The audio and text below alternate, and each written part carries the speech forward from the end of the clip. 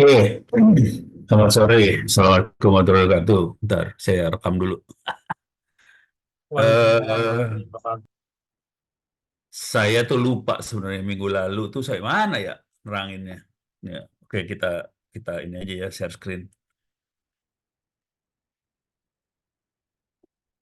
Oke, eh saya lupa minggu lalu saya mana ceritanya. Ini layarnya. Nih, tar, lagi ribet di sebelah sini. Ini saya tutup juga, kecilin biar lebih enak. Kalau ada apa-apa silakan terus di chat ya. eh Kita coba lihat ini kuliahnya tentang big data sama data analisis. Mudah-mudahan bisa. Aduh, pelan banget ya. Oke, lihat ini aja langsung dah. Jadi seingat saya sudah sampai mana ya? Hierarki clustering udah ya? Ini udah belum ya? Coba kita lihat ya. Biar Anda ingat aja. Tolong kalau keulang ya nasib lah. Oke. Oke, ini kita nggak tahu ini udah saya terangin belum ya? Kayaknya udah. Jadi kita bisa ngelihat ini input filenya dari udah belum ya? Atau saya terangin aja lah. Tapi ini kira-kira kita bisa ngelihat pengelompokan berdasarkan gen ini sebenarnya mengumpulkan gen kira-kira gen-gen ada protein alfa apa segala macam kita bisa lihat protein-proteinnya. Ini proteinnya, ini gennya, ini ada alfa 0, alfa 7, dan seterusnya. Oke. Saya juga nggak ngerti makhluk apa ini, tapi kira-kira ini urusannya dengan DNA kayaknya. DNA manusia. Ada 186 contoh, ada 79 fitur, 1,5% datanya nggak ada. Ada 3 target. Ini targetnya, proteas, kalau kita ke bawahin di sini ada ribo, ada apa lagi satu lagi, ada resp, ada ribo, ada proteas. Tapi kira-kira urusannya sama gen dan ini adalah protein-proteinnya dia. Oke, dari situ untuk mengelompokkan kita menghitung jarak antar protein tadi. Di sini bisa kita lihat jaraknya. Kelihatan ini mengumpulnya daerah sini di diagonal ini kira-kira. Oke. Nah, di sini dia melakukan pengumpulan terhadap klaster.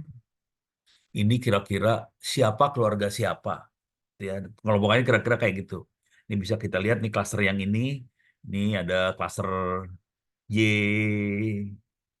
nah ini klaster-klaster kagak ngerti nih urusannya sih sebenarnya. Tapi kira-kira kita bisa melakukan clustering seperti ini. Dari cluster ini juga kita bisa ngelihat dari kelompok ini kita bisa lihat apa sih proteinnya seperti apa. Terus ini kelihatan ini ribo semuanya. Oke, di sini kita bisa lihat eh, di kelompok satu ribu klasternya. Oke, coba kita lihat kalau kelompok kita ganti ya. Ini sambil ngelihat kelompoknya. Jadi kita bisa lihat ini kelompoknya kelompok ribu, kelompok apa segala macam. Wash, mana satu lagi teh? Ini dia. Oke, ini gimana caranya melihatnya biar enak? Alah, bisa kecilin. Kelihatan ribu. Ini kelompok ribu, yang ini kelompok nggak tahu apa nih. Ini kelompoknya kelompok apa?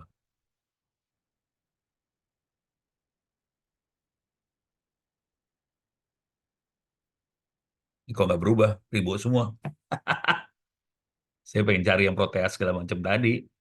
Kok ribu semua sih satunya? Ini ribu semua nih ya. Harusnya berubah nih.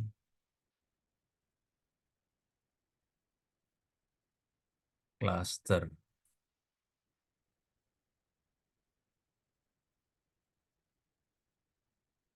Oh, atau function ya?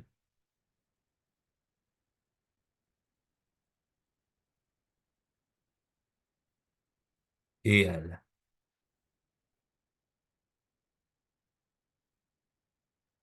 Oh, ini functionnya C1 ribu. Oke, kalau yang ini, oh, ini dapat semua nih. Ada Proteus ribu segala macam. Oh, ke bawahin berarti. Oh, ini. Nah, ini jadi reps di sini. Ini yang Proteus sama reps di sebelah sini. Di sini hanya Proteus aja. Oh, yang merah tuh reps. Nih, banyaknya reps. Tapi ini kecampur nih. Yang ini kelihatan ada yang biru segala macam. Jadi kira-kira kayak gitu teknik pengelompokannya. Kalau yang hijau tuh ribu semua. Oh, tadi pantesan hijau semua ya ribu lah ya. Jadi gitu teknik pengelompokannya. Kira-kira kayak gitu. Dengan cara yang sama, sebetulnya inti ceritanya adalah ini saya tutup aja. Bentar. Oke, saya kasih lihat ini ya. Inti ceritanya kalau kita bisa dapetin fitur ini tanpa kita tahu ininya kelompoknya ya, tanpa tahu kelompoknya segala macam dengan menggunakan ini apa distance dengan menggunakan widget distance kita bisa nanti mengelompokkan kira-kira kayak gitu. Oke, ini kalau saya ini udah pernah diterangin, tolong bilang-bilang ya. Oke, sebelum terlalu jauh, coba udah berapa orang yang ikut di Zoom ini?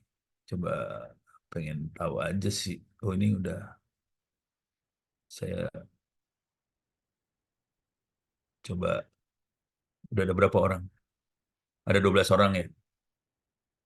Oke, jadi ini kira-kira saya share screen. Karena udah ada 12 orang, saya akan ceritain apa yang terjadi beneran. Ini kira-kira pengelompokan kayak gini ya. Nah, sekarang saya kasih lihat ini aja agenda saya, agenda kegiatan ini kegiatan saya nih ya.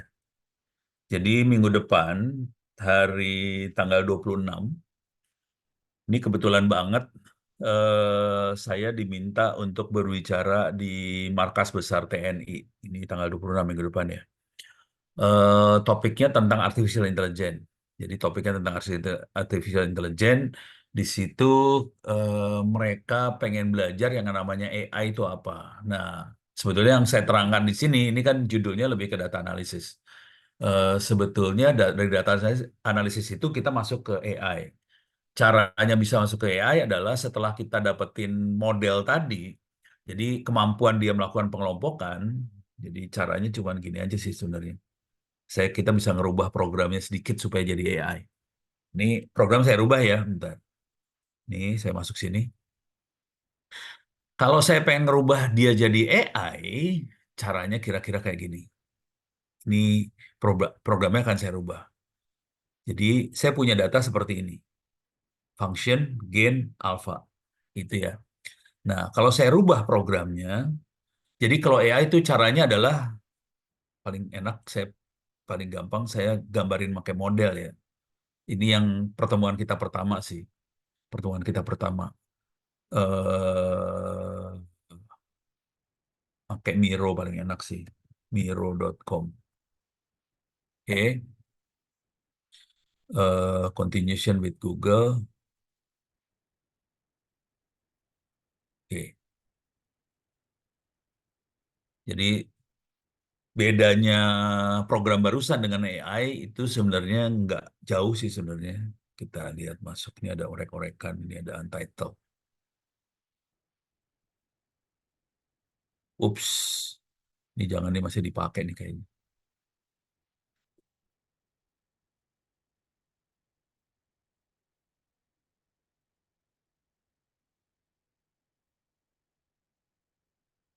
Oke, ini kosong. eh jadi apa yang terjadi di situ tadi adalah saya punya data, oke. Datanya tuh data fitur-fitur segala macam. Kemudian kebetulan di situ juga ada atau datanya jangan kayak gini gambarnya ya. Saya ganti dulu dah. Gambarnya jadi susah neranginnya. Ini saya delete dulu. Ini delete. Oke. Datanya saya punya data di sini data. Di dalam datanya itu ada banyak fitur, tapi dalam data yang sama kebetulan di sini tadi kita bisa lihat di sini ada targetnya, targetnya, targetnya tuh tadi yang proteas segala macam. Sebetulnya datanya kebetulan kayak gini. Cuman kemudian dari data itu yang kita ukur adalah bisa nggak dari datanya kita melakukan pengelompokan ke target. Kira-kira kayak gitu ya. Jadi kita lihat fitur-fitur ini adalah untuk target yang mana, fitur-fitur mana untuk target yang mana. Jadi fitur itu kalau dalam bahasa yang lebih manusiawi, kira-kira kalau kita mengkelompokkan hewan, saya pengen kelompokin yang kaki empat, kaki dua, ada yang ada sayapnya, yang ada buntutnya, yang kurus, yang gemuk, itu fitur. Jadi kaki empat, dua, nggak ada kaki. Terus sayap, tidak ada sayap. Bulu sama apa satu lagi. Burung tuh ada pakai, kalau bulu eh, sama rambut ya. Rambut ya. Kalau burung kan ada bulunya. Kalau hewan biasa ada rambutnya, kira-kira kayak gitu. Ada yang ada berbulu, ada yang berambut, kira-kira kayak gitu. Jadi itu semua fitur. Nah, kita bisa mengelompokkan berdasarkan fitur-fitur tadi. Itu adalah kalau targetnya tidak diketahui, jadi yang diketahui hanya fiturnya aja. Jadi di sini di data tuh ada dua makhluk sih sebenarnya. Ada fitur dan ada, harusnya datanya jangan di situ ya. Jadi ini kalau data kita punya dua. Ini semua data nih, data. Oke. Jadi semuanya data, ada fitur sama data yang bisa dibuang. Oke. Dalam data ada fitur sama target. Kalau kita hanya tahu fiturnya, kita pengen mengelompokkan targetnya, itu kita pakai distance. Itu namanya unsupervised learning, gitu ya. Jadi target tidak diketahui. Yang diketahui hanya fitur aja. Itu unsupervised learning. Tapi kalau kita dikasih tahu target sama fiturnya, itu jadi supervised learning. Jadi caranya mengelompokkan adalah dari sini kita bisa kelompokin ke sini. Nah, contoh fitur sama target. Misal, ini karena besok urusannya dengan TNI, kita bisa mengelompokkan misalnya dari gambar. Dari gambar kita bisa ngelihat bedanya tank, truk, sama truk tentara, sama sedan, sama bus, itu kan kelihatan banget fitur-fiturnya beda. Tank itu ada meriamnya, dia pakai rantai, terus ada meriamnya bisa muter-muter. Terus kalau truk itu ada yang di depannya, terus ada tempat penumpangnya. Kalau meriam sendiri itu beda, semuanya itu fitur itu sebenarnya. Nah, di sini adalah targetnya. Targetnya bisa tank, bisa apa segala macam. Jadi kalau kalau pada saat kita melakukan AI untuk militer, akhirnya biasanya caranya adalah targetnya dibuang.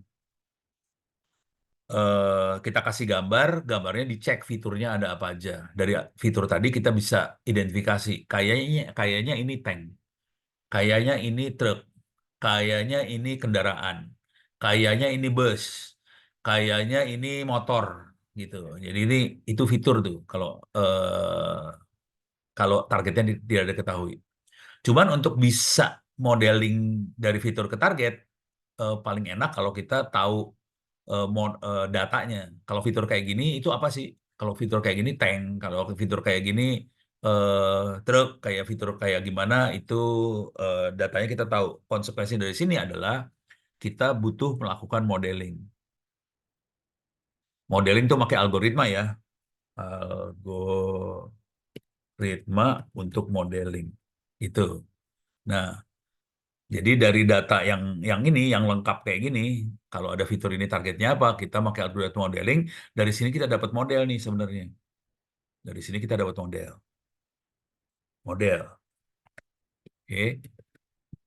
Ini saya kasih lihat logikanya dulu ya. Jadi dari sini kita dapat model. Algoritma, kita dapat model. Nah, setelah kita tahu modelnya, jadi kalau dia ada apa, ada roda giginya, ada apa, ada meriamnya, itu kayaknya tank. Kalau dia cuman ada apa tempat penumpangnya, tapi ada baknya, kayaknya itu truk.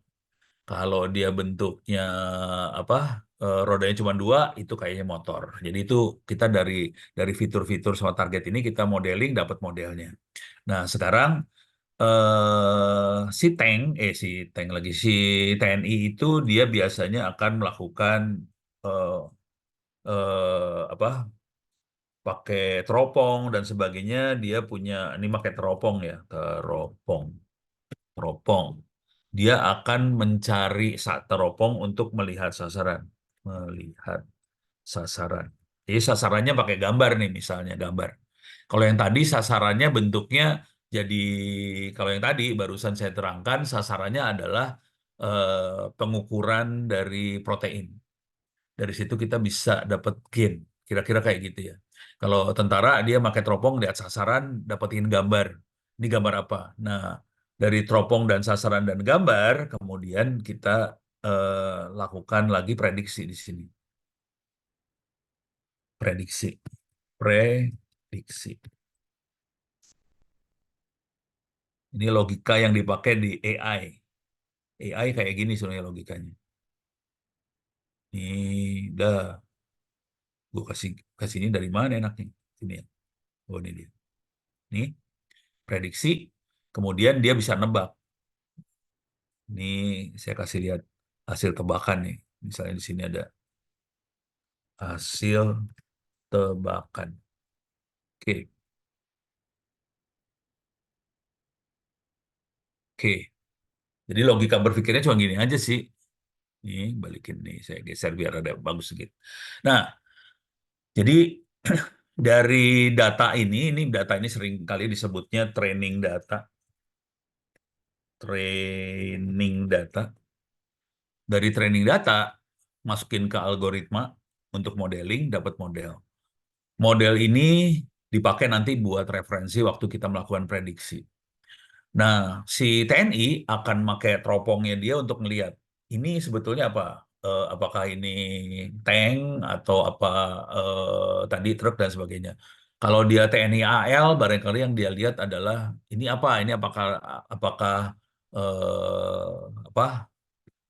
kapal selam? Apakah ini motorboat, apakah ini kapal tempur atau apa segala macam. Itu dari teropongnya dia. Kalau dia modelnya lebih presisi, dia bisa tahu ini kapalnya namanya KRI apa. Ini namanya KRI apa. Apa ini atau kapalnya punya Cina. Ini kapal punya Singapura. Atau kapal ini punya Australia gitu. Jadi kalau kita punya model yang lebih presisi, kita bisa deteksi ini kapal kapal apa punya siapa. Nah, itu yang lebih keren tuh. Jadi tergantung modelnya. Kalau modelnya bagus, dia bisa presisi banget. Ini adalah kapal apa punya siapa. Ini kapal apa punya siapa. Dengan cara itu dia tidak mungkin salah tembak. Nah, jadi dari model dan hasil teropong sasaran, kemudian dia kasih kasih tahu hasilnya. Ini adalah kapal apa punya siapa. Nah, dari sini dia bisa apa dengan presisi ngasih tahu ke komandan bahwa ini kapal apa punya siapa supaya nggak salah tembak. Jadi ini proses yang di bawah ini, yang prediksi ini yang AI. AI kenapa dia AI? Karena dia melakukan pengambilan keputusan berdasarkan model ini. Kira-kira gitu. Jadi yang namanya AI sama yang kita barusan lihat adalah cuman gini doang nih, fitur ada sedikit algoritma buat pengelompokan aja. Dia nggak modeling yang gila, dia ngelompokin aja, kemudian dia tahu ini kelompok apa. Kalau yang lebih gila lagi, dari kelompok-kelompok ini kita dapetin model buat prediksi, eh, keluarin hasilnya. Jadi yang AI itu bagian yang sini ya, ini AI. Tapi seluruh proses ini AI, jadi AI itu butuh modelnya dapat dari training data ini. Kira-kira gitu ya, supaya ngingetin aja bahwa ada proses yang harus dilewatin supaya dia bisa melakukan prediksi. Ciri khas AI adalah prediksi tadi. Nah, prediksi ini bisa macam-macam nanti keluarnya. Prediksi ini bisa kalau kapal itu spesifik. Kapal ini. Itu prediksi yang spesifik banget. Tapi kalau prediksinya tidak spesifik, misalnya suhu. Besok kira-kira suhunya 30,1 derajat Celcius. Nah, itu tidak spesifik. Karena bisa aja 3,0, 3,2, 3,3, 3,4, 3,5. Nah, jadi prediksinya bisa sifatnya diskrit, prediksi juga bisa di sifatnya kontinu. Nah, diskrit sama kontinu nanti menentukan teknik modeling yang kita pakai. Jadi teknik algoritma modeling yang dipakai nanti bisa macam-macam. Ada yang bisa bagus buat yang sifatnya spesifik, ada yang bagus yang sifatnya kontinu. Gitu. Jadi ini nanti algoritmanya bisa kayak gitu nih. Tergantung banget.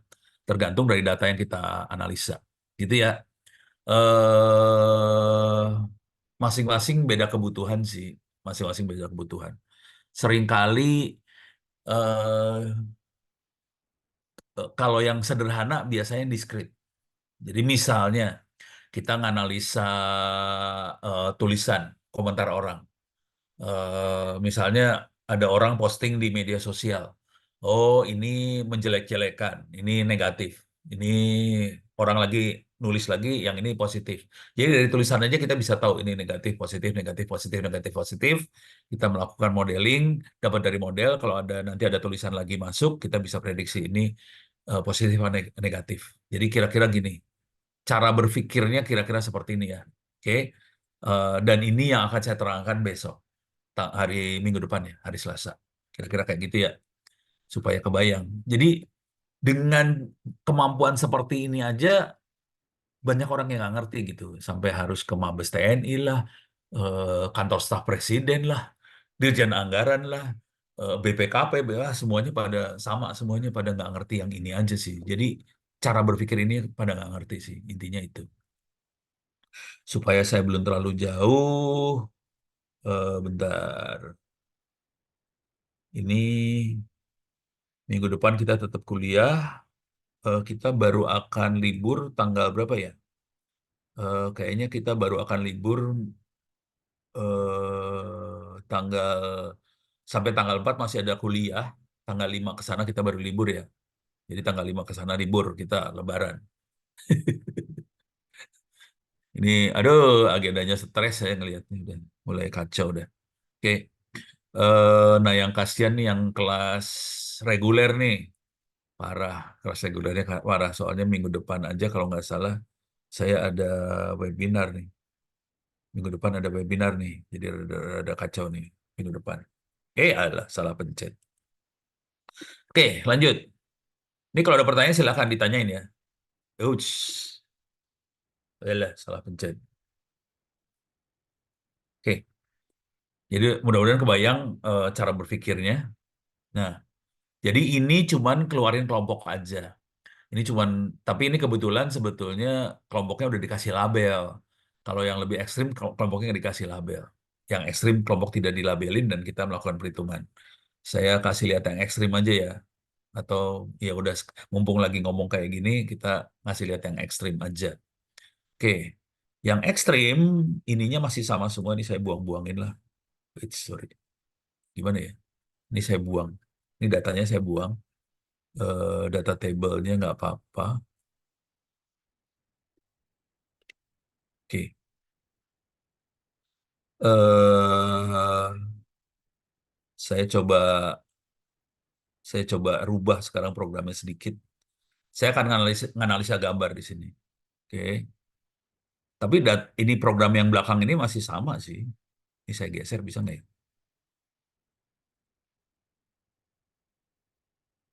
Saya geser ke sini ya. Saya geser. Jadi saya akan analisa gambar sekarang.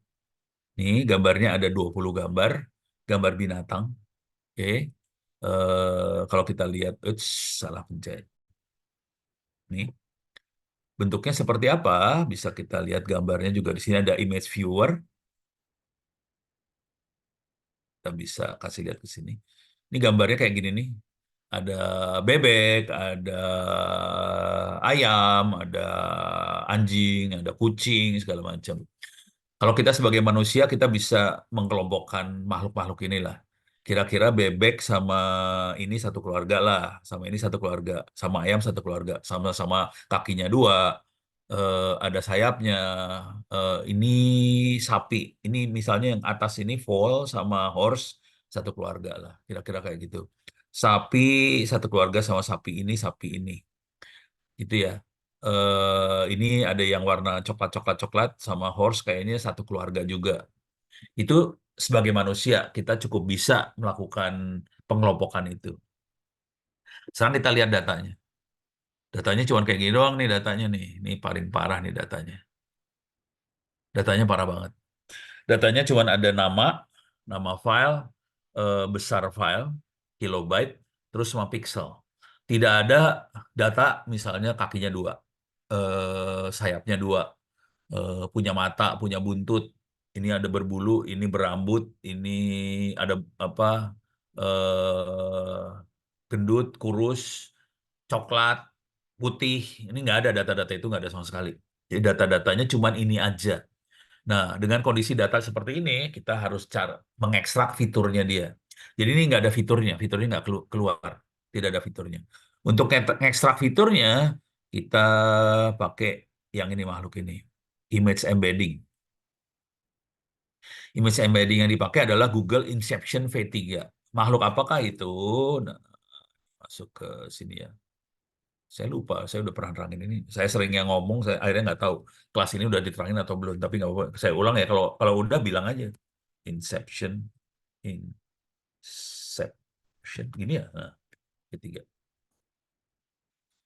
Paling enak nih, ini kelihatan is convolution neural network eh, yang bisa menolong object detection sama image analysis. Stres lah pokoknya.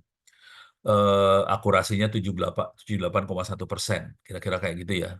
Tingkat presisinya hampir 80%. Kita lihat ini makhluk ini bentuknya neural network seperti ini. Serem, neural network.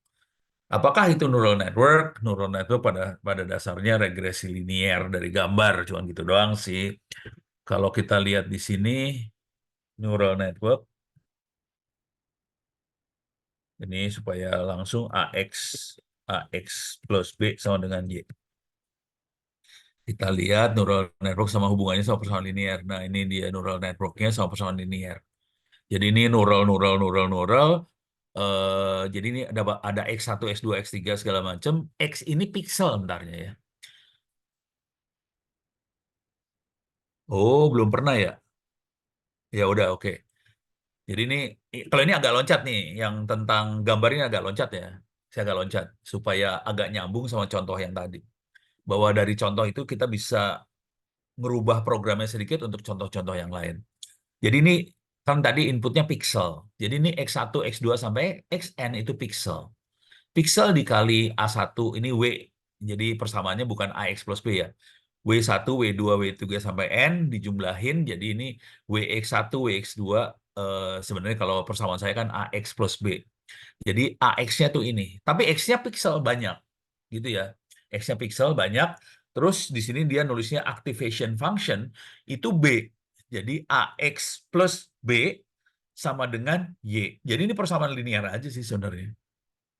Cuman dia pixel yang dia dia obok-obok pixel gitu ya. Nah, kalau yang lebih rumit dalam bahasa matematika kayak gini nih. A kali X plus B. Nah, ini kan dia ini cari persamaan matematika kayak gini. Karena dia cari A dan B perpotongan di subu Y-nya. Y sama dengan 0, perpotongannya berapa gitu. Nggak tahu persamaannya kayak gini nih. AX plus B sama dengan fungsi F itu fungsinya ya. Sama ini Y, F tuh Y sama dengan AX plus B. Jadi semuanya persamaan linear aja sih sebenarnya. Gitu ya. Nah, jadi ini Google Inception tuh persamaan linear. Cuman dia persamaan linear masuk ke persamaan linear lagi, masuk persamaan linear terus banyak banget persamaan linear berlapis-lapis sama dia, dibikin berlapis-lapis. Itu. Dari situ, nah kita kita masukin nih sekarang di sini. Ini kan Google Inception, yang makhluk ini ya, image embedding Google Inception. Kita masukin, kita kirim gambarnya ke internet. Ini saya kirim ke internet cuma gini, gini, gini aja caranya nih, kirim ke internet dah. Dia ngirim nih. Udah balik lagi dari internet, sekarang kita lihat hasilnya. Ini saya tutup, ini hasilnya. Kita lihat ya. Ini buat ngingetin aja, data asli kayak gini, data asli cuman ada nama file, besar pixel, besar pixel lagi, besar file ini dalam bentuk byte. Ini sebetulnya byte, ini pixelnya ada berapa? Pixelnya dua dimensi ya, X sama Y. Pixelnya dua dimensi karena pixel gambar. Nah, sekarang kita kita lihat hasilnya setelah kita kirim ke Google. Nih. Nah, setelah kita kirim ke Google, nah kita dapetin fitur nih. Nah, ini fitur nih. Ini fiturnya dapat. Nah, fiturnya lebih dahsyat daripada yang tadi. Kalau yang tadi kan cuma ada berapa fitur ya. Ini fiturnya ada 2048 fitur. Tadi yang tadi belasan fitur cuman. Ini 2048 fitur. Parah ini fiturnya banyak banget. Nah, sekarang sama cara berpikirnya sama yang tadi. Kita masukin ke distance ini.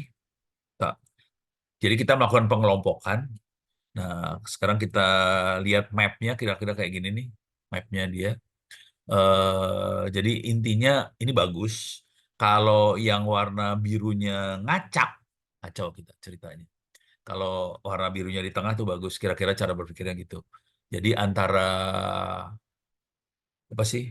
Antara data sama data tebakan sama training data kira-kira deket lah, kira-kira kayak gitu.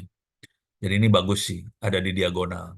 Jadi kalau kita mainan kayak gini nanti kalau kita nganalisa data, biasanya kita pengen data, kalau kita plot datanya, semuanya ada di diagonal, biasanya kayak gitu. Oke. Nah, sekarang kita lihat cluster sama, nah ini clusternya, hasil perhitungan yang tadi, hasil perhitungan distance-nya, ini clusternya. Saya coba geser. Ini saya kecilin aja ya. Nih, jadi tinggal gini aja biar enak ngelihatnya. Sekarang kita lihat apa nih? Oh, ini data table. Ini data table. Eh, saya tambahin program dikit lah. Cluster, saya pengen lihat gambar. Karena ini gambar lebih enak dilihat aja. Mana gambar? Image analytic, ada image viewer. Oke, kita bisa dari cluster kita bisa alirin kemana aja nih. Bisa aliran ke datanya mana, box plot. Karena ini gambar, saya lebih enak lihat gambar lagi gitu ya. Nah, ini gambarnya. Oke, sekarang kita lihat.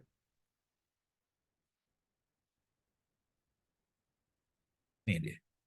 Oke, ini cluster, ini gambar ya. Coba kita lihat yang ini. Klik yang ini.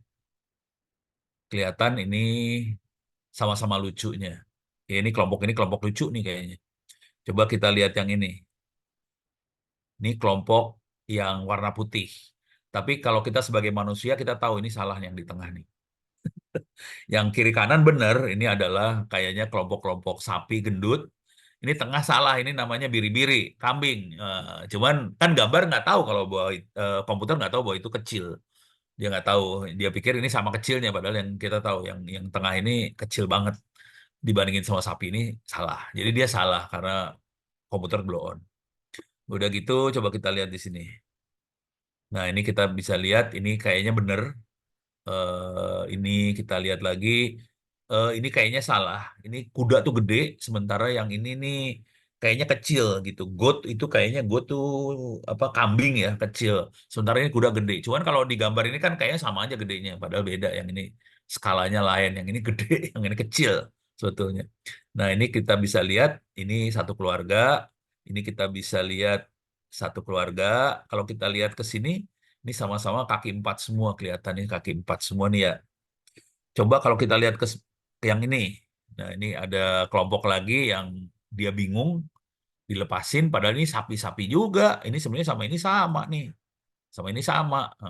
Cuman dia kagak tahu tapi kayaknya nah ini satu keluarga bener semua nih. Kakinya empat semua dapat ya. Nah, kalau kita lihat kelompok yang ini, nah ini kita bisa lihat ini adalah kelompok-kelompok burung-burungan semua nih. Kita bisa lihat nih. Jadi ada kelompok burung, ada kelompok kaki empat, ada kelompok lucu. Jadi dibagi tiga kelompok sama dia. Lucu, kaki empat, sama burung. Sorry. Ini burung semua. Berhasil dia ngelompokin. Jadi dia bisa lihat ada tiga kelompok sebenarnya. Gitu. Dengan cara menghitung fitur aja. kita bisa kelompokkan. Dengan teknik yang sama kita bisa, jadi gambarnya bisa kita ganti. Tadi ini gambar kita bisa ganti dengan kapal perang lah, sama paling blow on mah inilah paling ini teknik pengelompokan yang paling bego yang sering kita lihat adalah di parkiran. Kalau kita apa bayar parkir itu sebenarnya kan ada kamera yang diarahin ke ini apa ya nomor kita. Nah, dia nanti ngelihat ini nomor nomor kendaraannya apa, nomor motornya berapa, B berapa berapa berapa. Nanti keluar di komputernya nih nomor motor sekian B sekian sekian sekian. Nah, nanti waktu masuk dicatat nomornya, waktu keluar dicatat lagi. Dengan cara itu dia bisa tahu langsung ke ini berapa jam bayar berapa gitu. Tapi dia pakai ini sebenarnya. Teknik ini dipakai buat melakukan pengelompokan. Teknik yang sama dipakai KPU juga sebetulnya. Jadi teknik ini juga dipakai KPU untuk scan eh, apa nilai C1 hasil. Coba kita lihat nih. Yang lagi pada berantem hari ini C C hasil bukan C1 hasil ya. C hasil eh, s- contoh scan gitu ya. Dia pakai scan sih. Ntar bisa lihat nggak ya? Walah, KPU. Nah, ini kelihatan nih. Jadi ini di sini mana bentar. Ini kayaknya nih. Tapi bukan yang itu. Ada satu hasil yang bentar. Bukan yang ini sebetulnya yang dipakai KPU yang hari ini KPU nggak pakai kayak gini. Ini kayak gini nih. Ini kayak gini bentuk gambarnya. Nih. eh jadi bentuk gambarnya seperti ini nih. Jadi ini kelihatan ada titik-titiknya nih. Ada titik-titiknya. Jadi kesalahannya adalah, jadi waktu kita nulis hasilnya, ini kan ada angka-angka ini. Jadi ini angkanya berapa, harusnya ditulis di sini. Nah ini kelihatan, dia nulis angka 1. Harusnya di salah satu dari titik-titik ini, dia di tengah-tengah. Ya, jadi salah, jadi bego dia. Dia pikir angka 6 nih. Karena dia berharap orang nulisnya di titik-titik ini. Ya udah, blow on KPU-nya langsung. Oke. Limanya masih dia bisa tebak 5, duanya masih bisa tebak 2, tapi satunya gagal karena dia tak nulisnya di tengah. Jadi si KPU sebetulnya waktu itu sudah menyiapkan, programmernya udah nyiapin.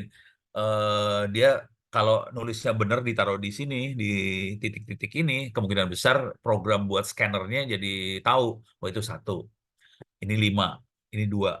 Jadi dengan cara, tapi dia harus ngikutin aturan seperti ini nulisnya. Nah, kalau nggak ngikutin aturan ya kayak gini hasilnya nih. Udah gitu semua orang ngamuk-ngamuk. Wah ini KPU blow on. Padahal sih algoritmanya yang salah. Algoritmanya berasumsi bahwa orang ngikutin aturannya dia buat nulis. Tahu sendiri bangsa Indonesia +62 kalau nulis kan seenak jidat. Nah, kesalahan fatalnya adalah algoritma tidak memperhitungkan ada bangsa Indonesia seenak jidat kalau nulis. Nah, udah kacau udah ceritanya. Nih, coba lihat yang ini. Jadi orang lihatnya kecurangan, padahal algoritmanya bego aja sih sudah. Nah, ini nih. Oh, ini bener nih, 022 bener nih. Ini 022 ini. Nah, ini salah nih. Ini 1 karena dia salah satunya jadi 4 di sini. Nah, ini jadi salahnya di situ tuh. Jadi kalau kita ngerti algoritma, tahu sih sebenarnya ya ya sebetulnya kesalahan fatalnya adalah apa programmernya tidak ngasih tahu cara nulis yang benar gimana. Tapi bayangin, mereka di training cuman iya, betul. Planning KPU-nya nggak, sebenarnya yang salah bukan KPU sih. KPU kan nggak bisa program. Itu orang-orang KPU isinya kebanyakan orang sosial, kagak ngerti programming. Jadi programmernya tidak memperhitungkan segala kemungkinan. Itu masalahnya. Nah, ini masukan aja buat Anda kalau kerja sebagai programmer ntar ya. Tolong diperhitungkan kayak gini-ginian nih. A- Akibatnya yang rese jadi saya yang kena juga akhirnya. Mono nih gimana sih? Oh, ini KPU-nya goblok apa gimana gitu kan? Padahal sih ya gimana ya? Sama-sama salah. Jadi programmernya salah program. Si waktu ngasih trainingnya kurang lengkap. Udah gitu yang masukin data entry nulis enak aja tahu sendiri bang. Ini kayak gini 7 nih. Ini 7 masih untung kedetek 7 ya. Eh bisa aja jadi satu apa bisa kalau kalau salah nulis jadi satu kadang-kadang bisa jadi 9 lah. Jadi kalau salah nulis jadi kacau angkanya. Nah ini sebenarnya masalah besar di urusan scanning scanning kan ya ini nah masalahnya. Jadi urusannya ini sih sebenarnya ini makhluk ini nih. Bagaimana kita ngasih training data tadi gitu. Ini ada pertanyaan. Pakai inputan yang buletan kayak ujian komputer nggak ada jadi sebetulnya di datanya di formnya KPU itu ada buletan-buletannya sih sebenarnya. Jadi harus dilingkarin. Nah, begonya programmernya juga itu nggak dipakai. Jadi di datanya KPU ada buletannya. Ada, kalau dilihat ada buletannya. Di C hasil tuh ada buletan-buletannya. Cuma yang dipakai yang angka kita nulis, padahal probabilitas buat salahnya kita nulis tinggi. Bego lagi nih. Aduh, serba salah deh. Aduh, saya pas ngeliat tuh udah dalam hati udah ngelus-ngelus dada ini yang programmernya ya. Ini ngomong jujur dulu ya, programmernya juga masih muda-muda sih. Jam terbangnya kurang tinggi kali ya. Terus udah gitu dipepet waktu. Ini jujur mereka dipepet waktu sih programmer. Harusnya dikasih waktu yang lebih banyak gitu. Kita udah ngetes sih sebenarnya. Jadi kita udah ngetes tahun lalu, kita udah tes, tahun lalu udah ketes. Tapi bukan yang program KPU ya. Jadi teman-teman di lapangan bikin sendiri itu semua. Pada bikin sendiri, semuanya dibuat. Udah gitu dites. Cara apa yang paling bagus gitu. Kalau mau jujur, cara yang paling bagus, ini saya kasih lihat dah. Bisa, lah, ngehang, ini ngehang nih. Komputer saya ngehang nih. Waduh, ngehang, Ups. Waduh, waduh, waduh, waduh, waduh, waduh. Ini ngehang nih kondisi agak agak lemot.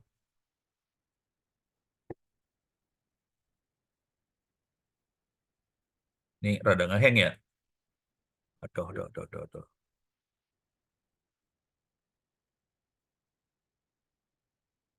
Mudah-mudahan nggak terlalu ngehang lagi. Ini tutup aja. Oke. Ada di paper saya sebenarnya. Kalau mau dilihat, mudah-mudahan nih ya bisa lihat paper saya Telkom Nika 2019 lah, 2019 Desember ya. Desember 2019 ini tentang kawal Pilpres. Oke. Ini bisa dilihat di Telkomnika 2019 kawal Pilpres. Nah, ini dia makhluknya. Ini bisa di-download. Ini paper jurnal 2019. Oke. Bisa di-download. Nih, saya kasih lihat paper langsungnya ya yang udah di-download. Eh, ada di bagian download, ada di bagian mana nih? AI kayaknya. Ini bukan. Oh, bukan, salah. Mana ya? Oh, PDF, PDF. Ini kayaknya. Nah, ini dia. Ini teknik yang kita pakai. 2019 ya, waktu itu kita nggak percaya sama scan sih. Jujur dulu ya. Jadi, 2011 kita tidak percaya dengan scan. Cuman entah kenapa KPU akhirnya mutusin pakai scan. Karena kita udah deteksi, ini kayaknya masalah nih. Ini kalau kita pakai scan, bakal lemot semuanya. Jadi waktu kita bikin, ini kawal pilpres ini bukan punya KPU ya, ini teman-teman semua yang pada bikin. Terus akhirnya saya sama teman-teman, ini teman penulisnya ada di atas nih, ini orang-orang Gelona ada di atas inilah. Oke, nah eh ini saya turunin ke bawah dulu. Oke, turunin ke bawah, nih dia. Nih. Jadi kalau KPU kan nye-scan, ini di-scan nih, hasil perhitungannya di-scan sama KPU. Oke, waktu kita bikin kawal pilpres ini kita nggak percaya sama scan dan ternyata benar prediksinya kita tidak baik nyeken itu bikin kacau ceritanya. Jadi kita caranya adalah data entry. Jadi datanya dimasukin di sini nih. Jadi teman-teman yang ngawal pemilihan presiden masukin data entry ini udah gitu foto C waktu itu namanya C1, kalau sekarang namanya C hasil, beda nama sih. Diupload juga. Jadi foto di hasil, foto diupload, kemudian data entry. Jadi kita lebih percaya data entry dan ternyata benar. Kalau kita pakai data entry lebih gampang diperiksa. Ini ada orang yang melakukan verifikasi. eh jadi data masuk dulu ke database pertama. Ini data raw, kemudian diverifikasi, masuk ke database yang di-approve.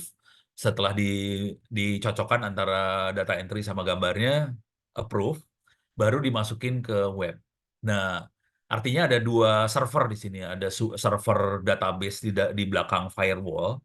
Jadi ini garis-garis titik-titik ini adalah firewall, dan database di luar firewall. Nah, database di luar firewall itu yang orang-orang pada ribut nih. Woi, datanya KPU ada di Alibaba lah, ada di luar, ada di Singapura segala macam. Ini nih makhluk ini yang ada di luar ini. Sebetulnya data benernya ada di dalam KPU. Cuman kan orang nggak tahu bahwa data benernya ada di dalam KPU, mikirnya ada di luar. Padahal itu cuma kopian. Bayangin kalau semua orang bisa akses ke KPU ini, jebol KPU langsung hancur. Ya ini pengalaman berkali-kali pemilu, akhirnya kita pakai arsitektur seperti ini. Jadi arsitektur ini emang bukan arsitektur yang kita bikin baru gitu. Arsitektur sebenarnya udah sejak waktu KPU pertama kali pakai IT tahun 2000 berapa ya? 2004, 2005, pokoknya 2000 sekian itu hampir 20 tahun yang lalu itu KPU udah arsitekturnya jadi kayak gini. Gara-gara waktu itu pertama kali kita memang orang bisa akses ke data ini langsung, jebol dihack langsung. Makanya waktu itu kalau baca hack KPU dihack itu, waktu pertama kali dihack itu partainya diganti, ada partai kolor hijau lah, ada pokoknya lucu-lucuan. Ya teman-teman kita juga yang ngerjain itu sih. Ya kenal satu sama lain sih, cuman ya kan sejak itu jadi kesel. eh karena kesel akhirnya dibagi, ada data buat dilihat orang, ada data benerannya. Nah, orang-orang pada protes nih. Oh, kenapa servernya ada di Singapura segala macam? Padahal ada di Alibaba di Singapura itu soalnya nggak di Telkom tempatnya. Artinya Telkom ngasih harganya kemahalan kali. Jadi kalau saya pribadi sih akan marahnya bukannya ke Alibaba, bukannya ke KPU. Saya marahnya ke Telkom. Telkom gimana sih lu? Ini bangsa Indonesia punya hajat buat demokrasi gede-gedean gini, kenapa lu nggak mau bantu? Masih ngelihat yang namanya anggaran lagi, brengsek. Jadi kalau saya sih marahnya ke Telkom sih. Jadi kira-kira kayak gitu. Jadi kalau kita waktu itu kita pakai ini, dan ini proses masukin datanya kita pakai platform pesan kita. Sekarang udah nggak ada, pesan kita udah ganti nama jadi Palapa. Bisa di-download. Ini lebih secure lagi. Dan ini tidak membuat si server overload kalau kita pakai ini. Nggak dapat project kan? Iya sih kali, nggak tahu juga sih. Ya gitu deh. Ini beres ya. Jadi kita ngobrolin KPU jadi. Tapi emang teknik yang dipakai adalah AI. AI seperti ini yang dipakai persis. Gitu ya. Cuman masukin datanya mereka pakai client server arsitekturnya. Makanya banyak sekali yang komplain ini kenapa overload gitu datanya, kenapa servernya overload. Kalau kita pakai client server pasti overload. Jadi kita tahun lalu udah ngetes cuma dengan 2000 TPS server tewas. Hari ini ada 800.000 TPS. Ya pasti tewas beneran kalau itu mah. Jadi waktu itu kita udah tes, udah kita bilangin, lu jangan kayak gitu caranya. Pakai platform kayak pesan kita gitu kalau mau. Itu bentuknya kayak WhatsApp sih. Kalau WhatsApp kan sambungan putus kan dia akan nunggu dulu sampai kondisinya bagus dia kirim datanya. Nah, pesan kita adalah pakai source code-nya Signal, WhatsApp juga pakai Signal, Palapa juga Signal yang sekarang. Ini cara kerjanya kayak gitu. Dia klien-klien bukan klien server. Dia lebih aman dan kalau kondisi overload dia akan nunggu gitu. Atau sambungan putus dia nunggu gitu. Jadi aman-aman aja sih sebetulnya. Jadi user nggak usah komplain-komplain banget nih. Dengan kondisi dia ngotot pakai client server, tewas. Ngotot pakai scan, tewas. Ya sudah, terima nasib dah. Kalau gitu caranya mah. Itu ceritanya beres ya. Jadi ini udah paper jurnal 2019. Jadi berapa tahun yang lalu? 5 tahun yang lalu udah kita publikasi. Cuman nggak ada yang baca. Begitu deh, nasib. Oke, kebayang ya. Jadi apa yang saya terangin dipakai beneran sih sebenarnya. Cuman ini kan teranginnya pakai main-mainan. Ini 1, 2, 3, 4, 5. Kita sampai jam 6 aja kali ya hari ini ya. Soalnya ini ya buka puasa. Kemarin saya agak ngepush sampai jam 6 lebih. Kagak enak juga ya. Udah gitu. Oke, udah kebayang ya. Jadi makhluknya kayak gini banget, sederhana. Tapi kalau kita lihat dari sini, sebetulnya bagian yang belakang ini mirip. Jadi distance sama hierarchical clusteringnya mirip, cuman input datanya beda. Input datanya saya dari gambar, saya masuk image embedding buat generate fitur, terus dimasukin ke sini, keluar. Gitu. Jadi beda. Agak. Ini kalau saya buang yang nggak perlu, ini saya buang nggak perlunya ya. Bentuknya kayak gini sih. Nih, yang nggak perlu saya buang-buang ini. Sini, ini, buang. Oke, ini masih nyambung ke sini. Nah, kalau kita lihat ini programming dari yang namanya AI, ini belum AI ini sebenarnya ini masih cuman nemuin model aja ya. Bentuknya kayak gini banget sih sebenarnya. Nah, kira-kira kayak gini. Jadi ada 3 kelompok sebenarnya biasanya. Ini ada bagian buat inputnya, inputnya seperti ini. Ini bisa hasil scan, apa bisa gambarnya langsung. Kemudian yang ini adalah teknik melakukan klasifikasinya. Oke. Terus di sini adalah visualisasi dari data tadi. Oke, jadi ada input, modeling, visualisasi. Kira-kira kayak gini. Ini belum AI. Kalau AI nanti ada prediksi. Kalau AI ada prediksi. Ini belum belum ada prediksi nih. Gitu ya, beres ya. Jadi ini kira-kira programnya seperti ini cara berpikirnya. Tapi nanti kalau Anda belajar pakai Python, pakai R segala macam, bentuknya bukan lingkaran-lingkaran kayak gini. Ini lingkaran ini namanya widget ya. Nggak lingkaran kayak gini, bentuknya ya tulisan. Bentuknya programmingnya tulisan banget gitu. Gitu ya. Oke, udah kebayang ini saya akan kalau ada pertanyaan di sini silakan ya. Kalau ada pertanyaan silakan ditulis. Oke. Oke, ini udah beres, ini tutup ya. Ini saya nggak akan save, soalnya kalau save nanti ini jadi kacau.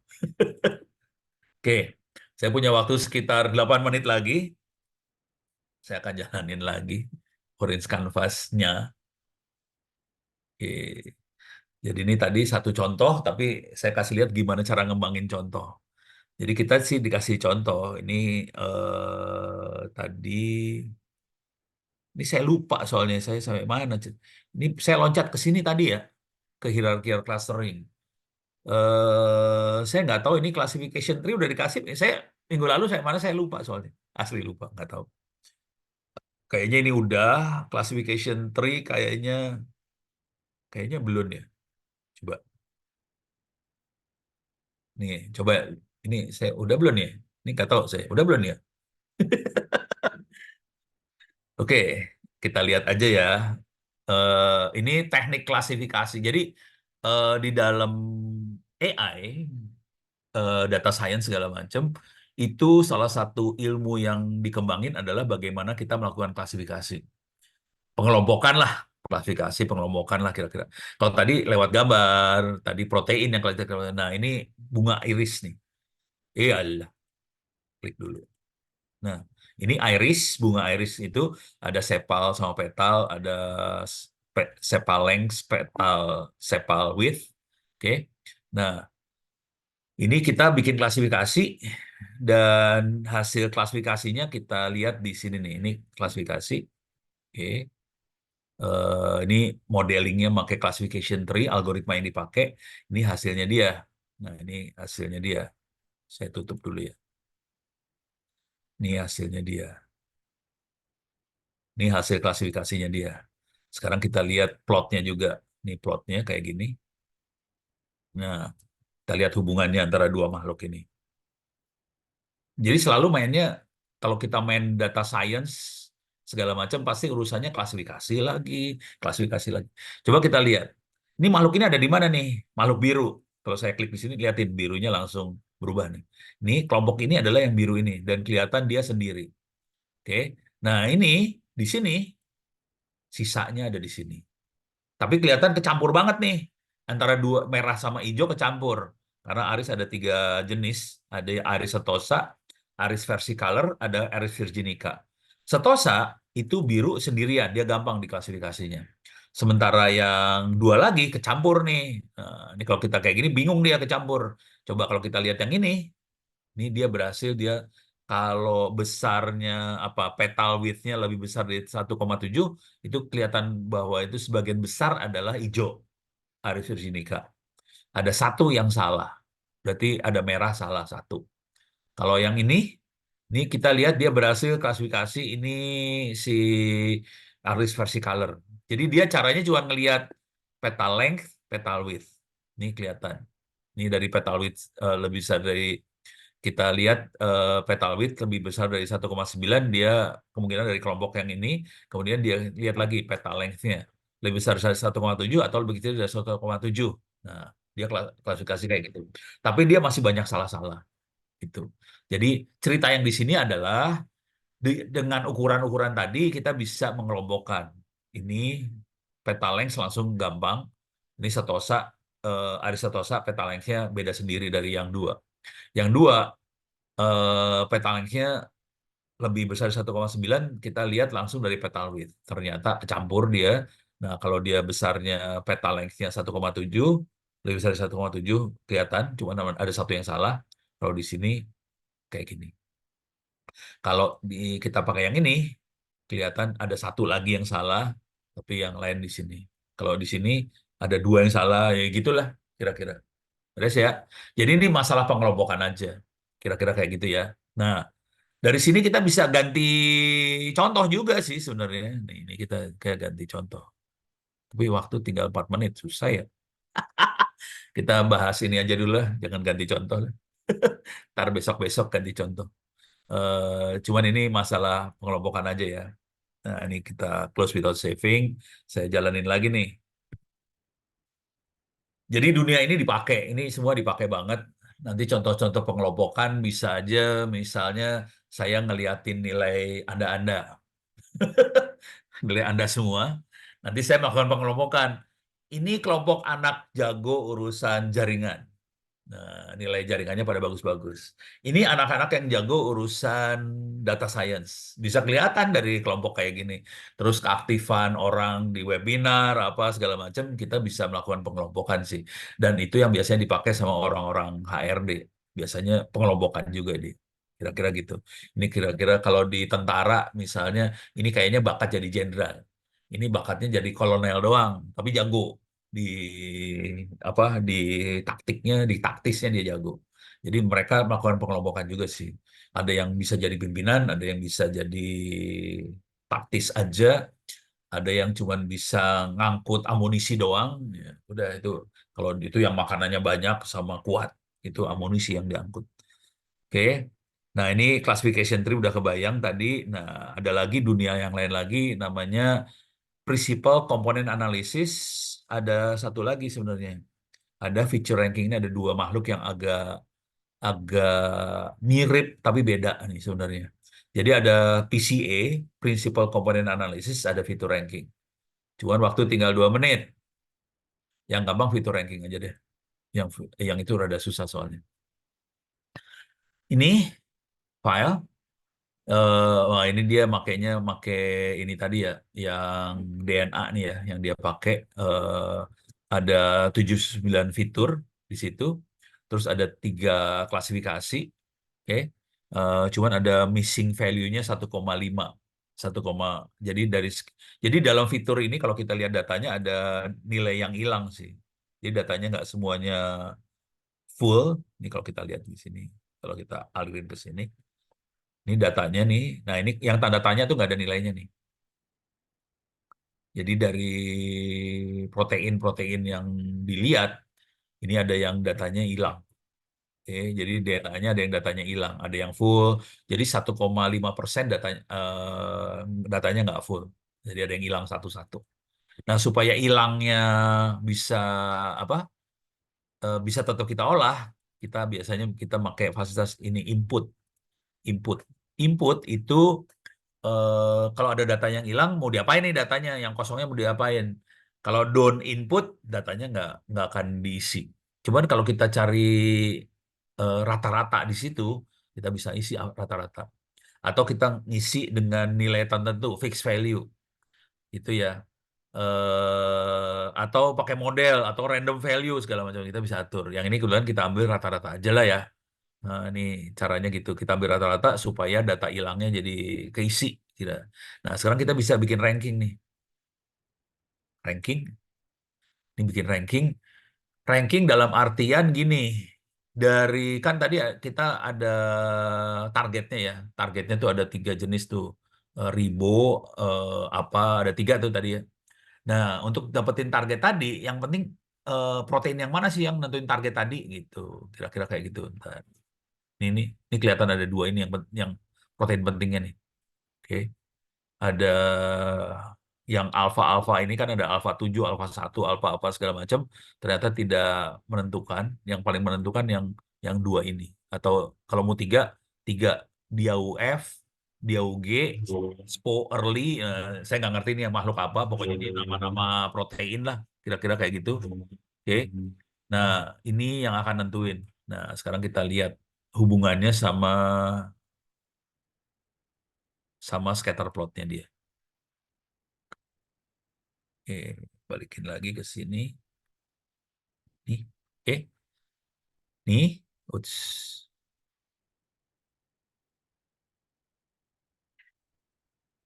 nih, ini saya tutup juga biar gampang. Bisa nggak tutup? Ya, nggak bisa. Ya udah gini aja dah. Oke, ini saya select. Nih hasilnya kayak gini. Kalau di select, kalau DAO aja kayak gini. Oke, kita bisa ngelihat dia kepisah banget.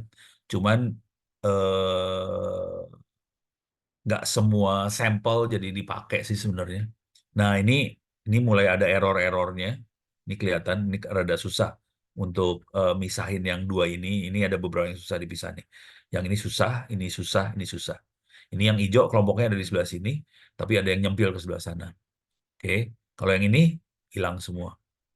Oke, kalau yang ini, eh, nah ini hilang. Ini masih gampang nih. Nah, ini kalau mau campurin, mau beberapa protein sekaligus, ini berapa protein sekaligus, kita bisa lihat. Nah, di sini nih. Ini ada beberapa yang susah nih. Tapi sebetulnya dari tadi kan ada 79 protein yang dia lihat ya. Dari 79 protein sebenarnya tidak semuanya penting. Yang penting cuman bisa 3 aja cukup nih. Kalau kita lihat ini kan, ini kelihatan beda. Ini kelihatan udah jadi kayak gini ya. Kalau kita lihat klik lagi protein yang ketiga, nggak beda jauh. Kalau yang keempat nggak beda jauh. Oh, salah, salah klik-klik. 1, 2, 3, nggak beda jauh. 4 nggak beda jauh. Jadi cukup 2 aja itu udah merepresentasikan hampir semua protein. Jadi kita cukup melihat dengan 2 protein aja sih sebenarnya. Nggak usah 79 protein dilihat semua. Kita cukup melihat 2 aja, kita bisa mengklasifikasikan dengan error yang hampir sama sama semua gitu. Jadi dari proses ini kita bisa lihat, oke, kita punya 70 sekian nih, kalau kita lihat 79 ya, 79 protein, ada 79 protein, tapi sebenarnya yang penting yang 2 ini doang, yang di atas. Yang lain ya ada protein, tapi nggak penting-penting amat sih buat mengklasifikasi. Dengan 2 ini aja kita bisa klasifikasi. Dengan cara itu kita bisa melakukan klasifikasi DNA. Ini DNA itu siapa sih? Makhluk apa sih DNA-nya gitu. Kira-kira gitu sih cara berpikirnya. Beres ya? Oke. Oke, tolong ingat udah saya mana, saya ulang lagi saya mana ceritanya. Ini saya udah sampai rank, ranking nih, rank ini ya, ranking. Cuman tadi yang apa sih? Yang apa? Ah lupa si itu tadi ada yang saya skip tuh tadi satu. Itu ya. Terima kasih banyak. Selamat berbuka puasa. Mudah-mudahan bisa bermanfaat. Bila itu Assalamualaikum warahmatullahi wabarakatuh. Kita ketemu lagi Waalaikumsalam minggu depan. warahmatullahi wabarakatuh. Oke, beres ya.